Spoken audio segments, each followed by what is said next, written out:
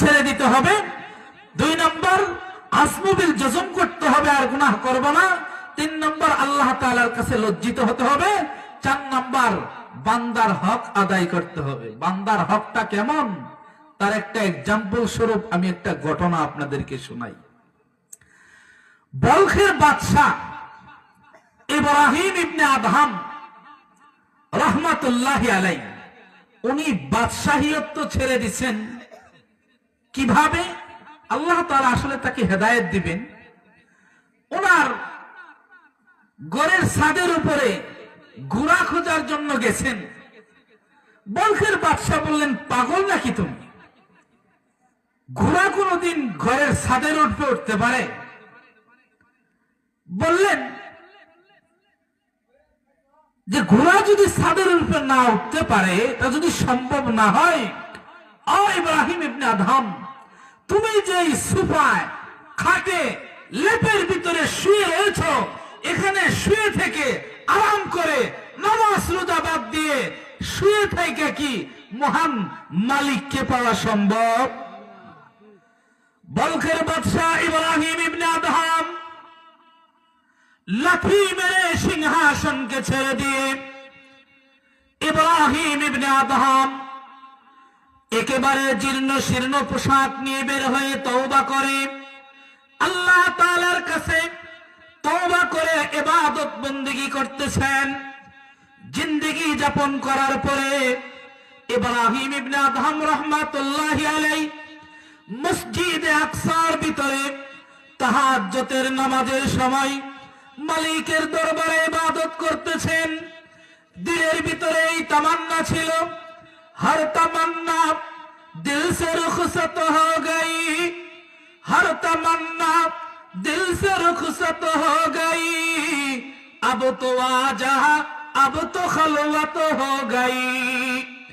ইব্রাহিম ইবনে Adham বলেন, মালিক আমার, দুনিয়ার সমস্ত মহব্বত দিল থেকে বের করে দিয়েছি। দুনিয়ার স্ত্রী সন্তান মাল দৌলতের মহব্বত দিল থেকে বের করে দিয়েছি। আব তো আজা আব তো খালওয়াত হো গাই। মালিক তুমি আমার দিলের ভিতরে চলে আসো। দুনিয়ার সমস্ত লোভ লালসাকে আমি মাটির ভিতরে দাফন করে দিয়েছি। বাদশাহীর মতো সিংহাসনটাকেও আমি মাটির ভিতরে দাফন করে দিয়েছি। এইভাবে তিনি মসজিদে আকসার ভিতরে তাহাজ্জুদের সময় রব্বে করিমের কাছে দোয়া করতেছেন, ইবাদত করতেছেন। এমন মুহূর্তে ইব্রাহিম ইবনে আদহাম শুনতে পাইলেন 2 জন ফেরেশতা আওয়াজ করতেছে, কথা বলতেছে যে এই যে আল্লাহ পাকের গোলাম ইব্রাহিম ইবনে আদহাম উনি মক্কায় হজ করার সময় যখন খেজুর দোকান থেকে খেজুর ক্রয় করে, এই খেজুর ক্রয় করার সময় 2টা খেজুর তিনি অতিরিক্ত খেয়ে ফেলেছিলেন। এই অতিরিক্ত খেজুর খাওয়ার কারণে ইব্রাহিম ইবনে আদহামের আমলনামা নেক আমল আল্লাহর দরবারে পৌঁছতেছে না। এটা আকাশের ভিতরে জ্বলন্ত আছে। এটা ফেরেশতারা আলোচনা করতেছেন। আল্লাহ পাক এই ক্ষমতা দিয়েছেন ইব্রাহিম ইবনে আদহামকে, তিনি এটা শুনলেন।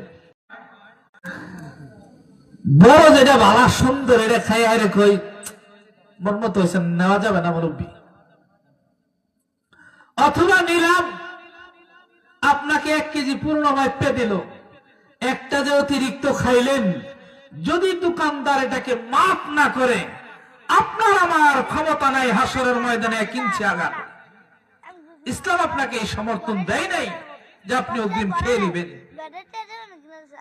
বাদাম কেনার সময় দেখি যে ফটকা নাকি ভালো, মাফার 250 গ্রাম দাও, 250 গ্রাম দাও কই আই, হ্যাঁ 25 গ্রাম খাইয়া লেছে, কি বলেন? এরকম হাজারো কারবার আমাদের সমাজে বাজারে আমরা করি কিনা? ঠিক এরকম ইব্রাহিম ইবনে আদহাম রাহমাতুল্লাহি আলাইহি মক্কায় খেজুর দোকানে যখন খেজুর ক্রয় করলেন, দুইটা খেজুর তিনি মাপের অতিরিক্ত খেয়ে ফেললেন। মাপের অতিরিক্ত খাওয়ার কারণে আল্লাহ তাআলার দরবারে নেক আমল পৌঁছতেছে না জ্বলন্ত আকাশের ভিতরে।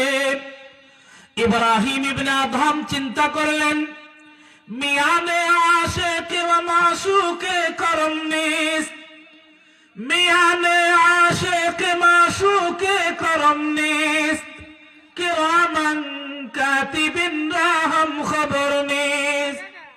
আপনি আমি যত গোপনে গুনাহ করি না কেন, কিরামান কাতিবিন ইয়ালামুনা মা তাফআলুন, আপনার আমার জীবনের কর্মলিপি লিখতেছেন।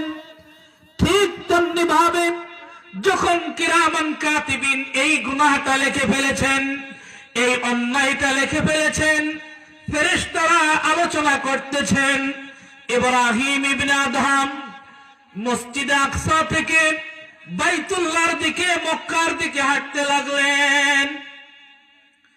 মক্কার দিকে আসতে লাগলেন।